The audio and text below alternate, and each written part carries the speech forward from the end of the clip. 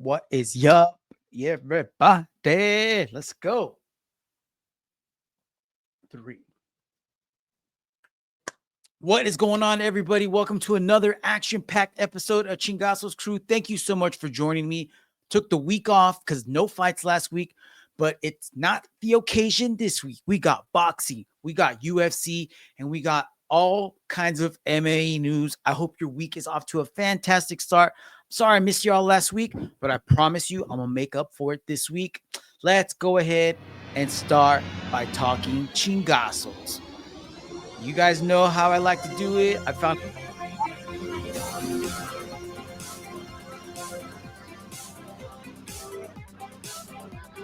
YouTube page at Chingasos Crew where you can get the full effect. And also give this man a follow at Trilla VFX on Instagram. Check this out. Awesome edit, Jiri Prochazka Edition. I looked round and I knew there was no turning back. My mind raced and I thought, what could I do?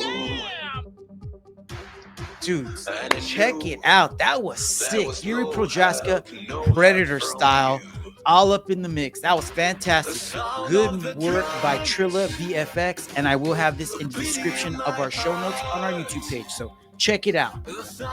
Keeping the show going. Next topic. Check this out. I'm not sure if you guys are big fans of South Korean horror movies.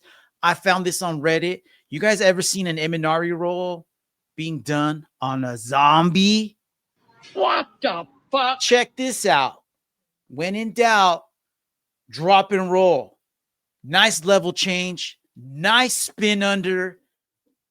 How you going to chase me now, zombie, when you got no Achilles, bro? You're done.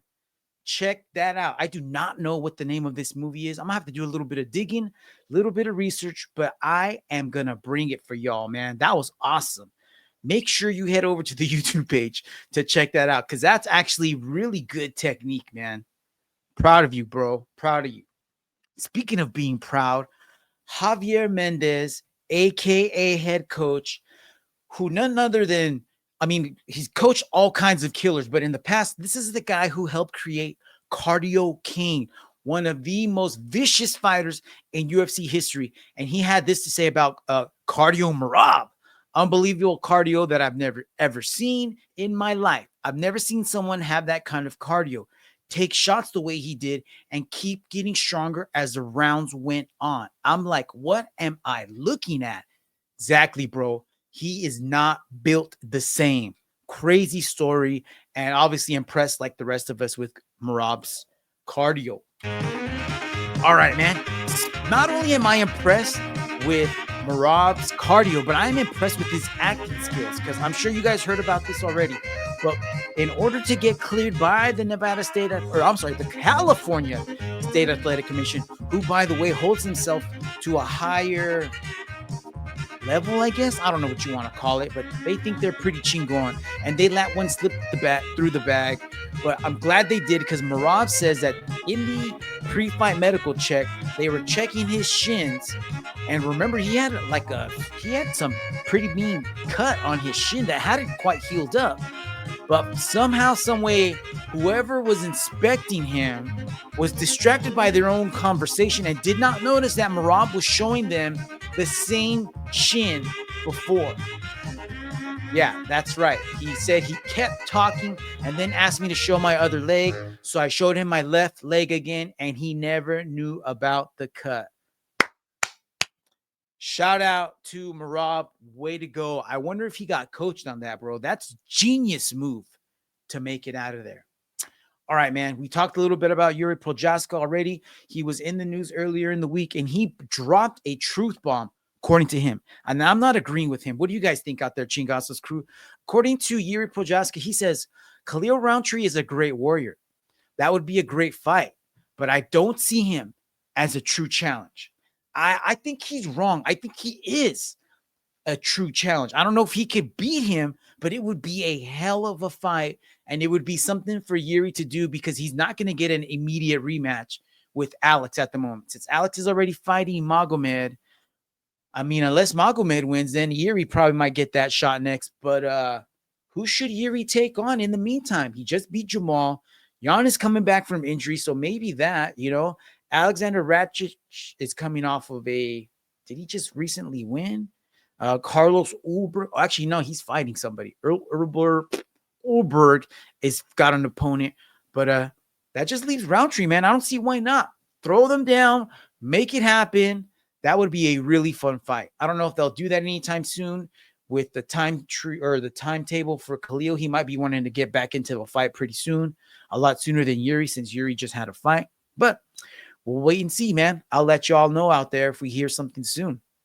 Another fighter who's trying to make his own fights happen, Charlie Olive's itching to fight with Islam, but according to Islam, he's not going to be fighting until October. So Charlie Olives has a plan, and that plan involves Max Holloway and the BMF belt. God damn! That sounds like fun to me, and I like the risk and reward for both fighters. I mean, a win by either one propels him into contender status, if you're asking me, man. So let's see what happens. Maybe we'll hear something soon. All right. You guys already know we're a couple weeks removed from UFC 311, where Renato Moicano took on Islam Makhachev.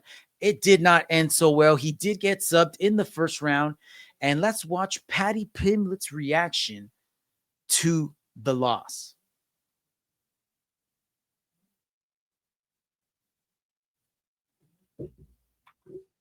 Start over.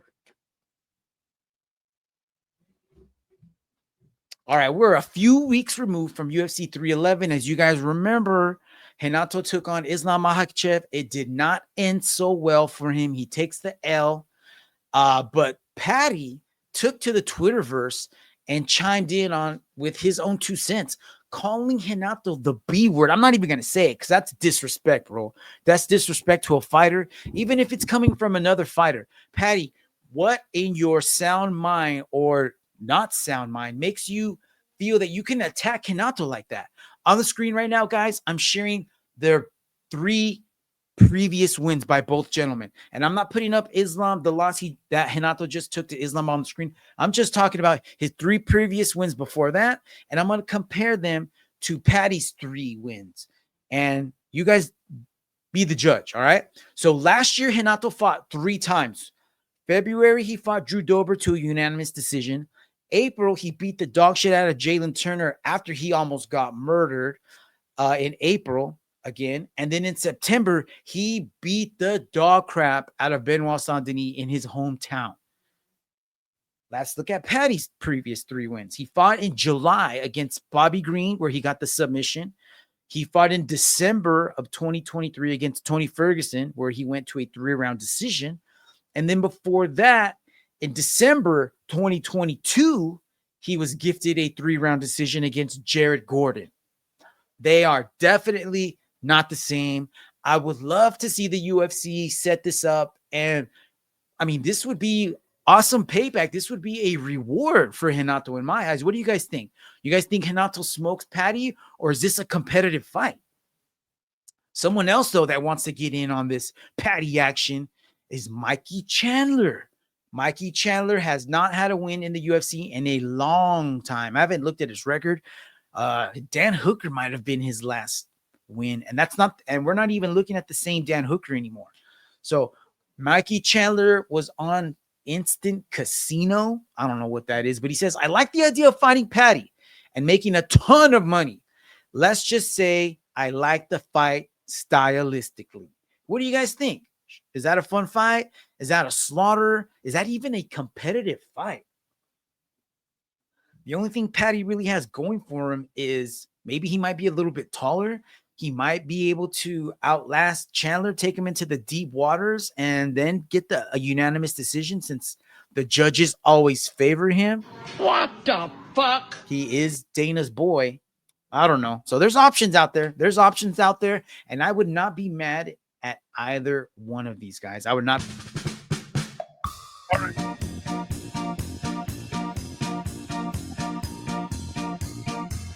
I think I have the clip right here. Let's check this out. Let's see if this plays. Bryce Mitchell, by now you've heard of this. Imagine being Rolly Delgado. And Bryce Mitchell says, yo, bro, why don't you be my co-host on this new MMA podcast? It'll help bring attention to your career, maybe get you signed by somebody, or we can create a brand. What do you think? Let's do this. Well, he didn't end up doing anything good. The first episode he gets, first chance Bryce gets, I don't know how.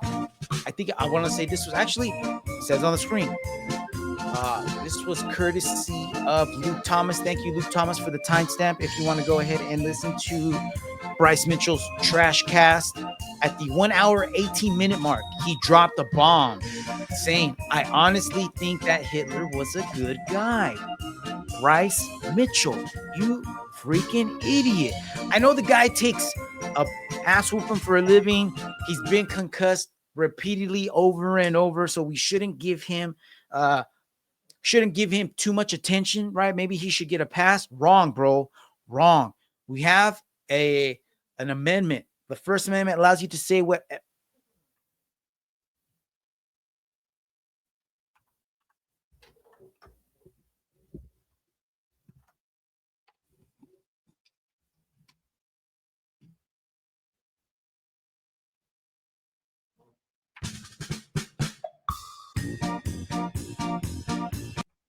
Now, I may or may Now, here in this country, we have something called the First Amendment, freedom of speech, which allows you to say whatever the hell you want. Completely true. Bryce is in his right to say what he wanted. However, he is not excluded from suffering the consequences of what he said. For example, I show up to your house. I show up to Dana White's house. I say, hey, F you, you blah, blah, blah, blah, blah. Do I have the right to say that? I definitely do. Definitely do. Ask all those fans who were at UFCs that said expletive words at specific UFC fighters. Did they have the right to call them what they did? Most definitely. However, they also had to suffer the consequences of their words. So they had to suffer for their actions. Bryce as well. I believe he can say whatever he wants, but you cannot not punish this dude. And Dana White had an opportunity to do something, and instead, this is what he said. But is there a concern, though, right, if he goes out and wins a fight and gets a mic? Well, that's the beautiful thing about this business. For all of you that hate Bryce Mitchell, you get to see him hopefully get his ass whooped on global television. I mean, what do you want me to say about it? Can't happen fast enough. You know where I am with free speech? We're disgusted by it. I think he's probably one of the dumbest, literally one of the dumbest human beings. Let's not forget that this is a guy who took a drill through his nutsack, then had to reverse it and put the drill back out of his. That's the level of stupid that we're talking about here. And I could probably go on for 10 minutes talking about how dumb Bryce Mitchell is. But guess what? So there's the perfect opportunity for Dana White to step up and be like, you know what? All right, you don't have to suspend him. You don't have to fire him. But you have to teach him some type of a lesson, because people are just going to be emboldened and do more bullshit like this because it brings on the clicks. It gets the views. Now, Uncle Dana is going to make a buttload of money, because who doesn't want to see a Nazi lover get knocked the F out, regardless of what Bryce Mitchell already said? He already came out with the response saying he's sorry, saying he didn't mean it like that, saying he's not a Nazi, blah, blah, blah. Too late, bro. You are a not Hitler lover, and now someone is going to be out there. You are a target. People are not going to like you. It's going to take a lot for you to bounce back from this, and I cannot wait to see somebody beat the dog snot out of you. And in the meantime, though, the Redditors took to Reddit and were like, yo, bro, we got you, Frank. We got you. They flooded the Reddits with footage of Bryce getting demoralized. Here he is by Ilya Tuporia getting slept. Look at that. Deer in the headlight looks. Ilya ragdolling Bryce. I freaking love it. And here he is setting up the choke. Bryce choking on his own blood. And again, Ilya just manhandling him, bro. Manhandling you after he punched your head in. You definitely got concussion in that one, bro.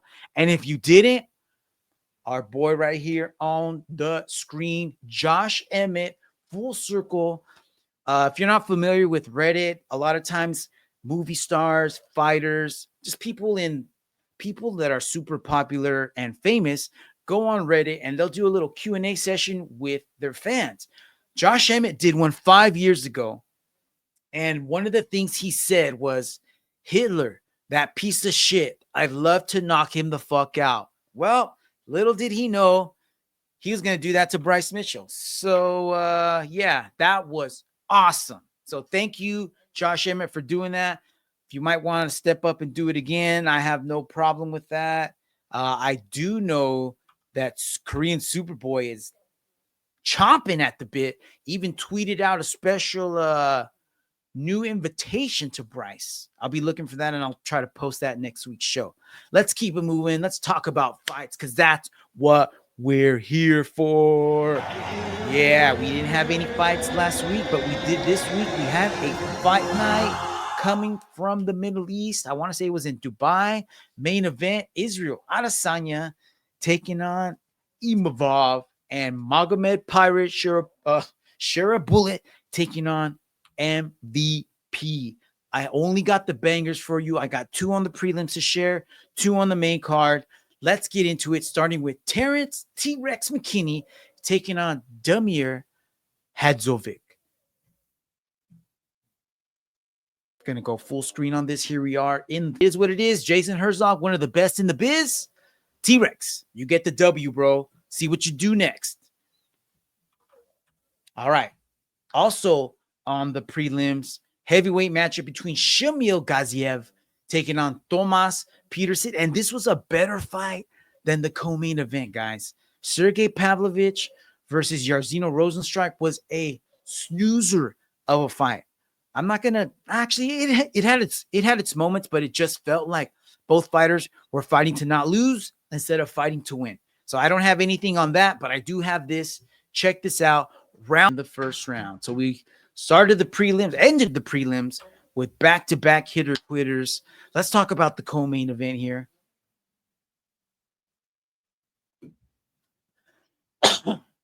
Let's talk about the co-main event here. Shara Magomed, the Pirate, taking on Michael Venom Page. Michael Venom Page moving up in weight from the welterweight division to the middleweight division to take on Shara Bullet. This was a fight made by a podcaster on MMA Fighting when he asked Michael Venom Page, or I don't know if he asked Michael Venom Page or Shara Bullet, but one of these fighters called the other one out and the other one agreed and UFC made it happen. I thought that MVP was going to have this in the bag, and that's what it looked like, man. MVP was in total control of this fight from the get-go. As the fight went on, he was more and more emboldened to do more of his MVP style fighting where he's just darting in and out, throwing high knees, throwing kicks from weird angles, crazy elbows coming in and out. Shara Bullet did have his, I'm not going to say he had any moments, but you could tell there was some parts of the fight where he was going to try to throw a sneaky elbow here or there, and he was just a couple seconds too late, man. There was a definite difference level of fighters here and in fighting techniques. Kudos to MVP for taking on a bigger, stronger opponent, but making it look really, really easy. So I would imagine MVP is probably going to go back down to welterweight and then start making moves and making his way up those rankings. But hey, he can hang with the big boys. That just goes to prove he didn't seem to have the knockout power that he may usually do. You know, he didn't really stun Shara, but he did definitely outpoint him. So shout out MVP. Way to show that there are levels out there in this game, y'all. Moment of silence, guys. Israel Adesanya main event taking on Nasruddin Imavov in what may be a changing of the guard.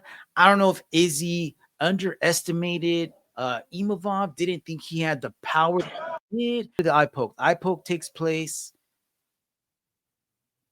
Let's start this over. He's going to take the number 2 spot. So we have Izzy dropping out probably for sure of the top 3. We got Sean taking on DDP next week, which we'll be talking about in a little bit. And who else is left, man? He's there at the top. Caio Borralho. I don't know, guys. Very, very interesting.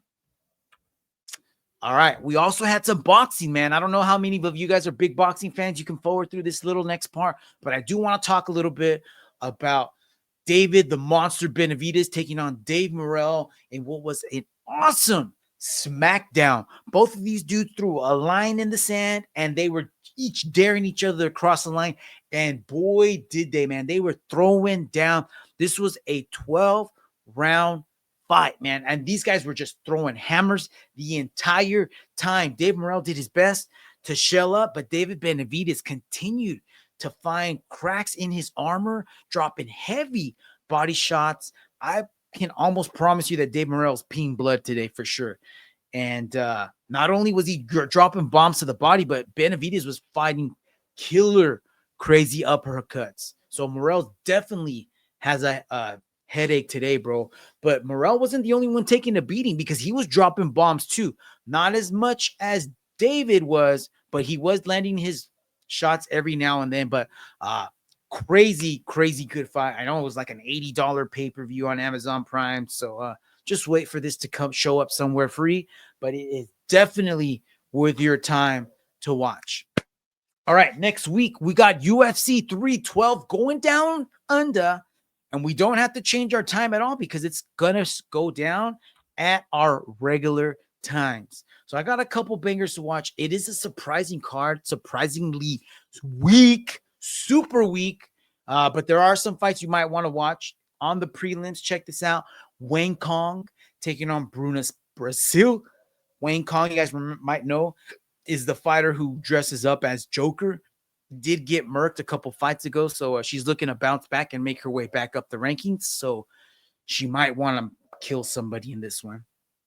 And then Ilia Tupuria's brother, Alexandre Tupuria, going to be taking on, this was a late replacement. I want to say this guy got about a month notice on this. Colby Thickness. I'm loving the name. Thickness.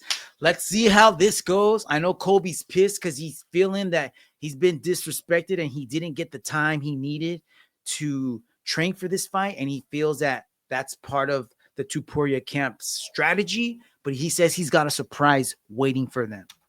All right, main card. Only two fights I really care about. Co-main and main event. These are going to be fireworks, guys. Fireworks. For those of you that have been watching UFC for a while, you know we've been waiting for this girl to finally get her chance at the belt. And here she is. Unfortunately, she's going to be going up against Zhang Wei Li, one of my favorite fighters because she brings it every time, man. And this is going to be a slobber knocker, man. I'm looking forward to this. I'm not saying that Tatiana's not going to win. I think she will, actually. But it is not going to be an easy fight. Zhang Wei Li, Tatiana Suarez, banger you need to watch. And then the main event, obviously, guys. The main event, obviously, Dricus Du Plessis and Sean Strickland. They're running it back, guys. They're running it back. And you guys already know the back and forth. Sean Strickland telling Dricus, yo, I need you to be an effing man and stand up, bro. I know you like to wrestle and like to choke people out and do some gay stuff, but I'll make a pact with you.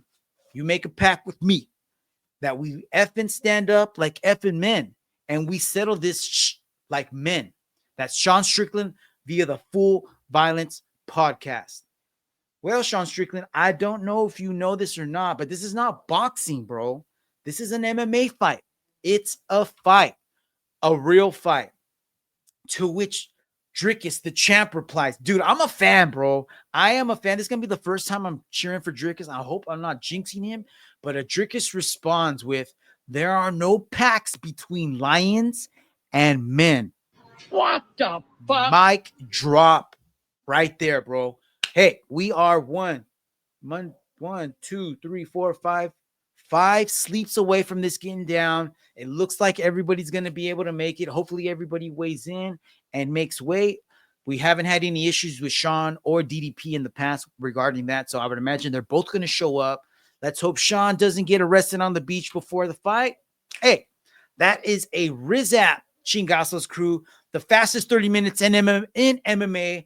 I'll be posting clips all week on the social, so follow us there at Chingasos Crew, Instagram, TikTok, now that we're back, Threads, as well as YouTube. Have a kick-ass week, Chingasos crew. We are out of here. Peace.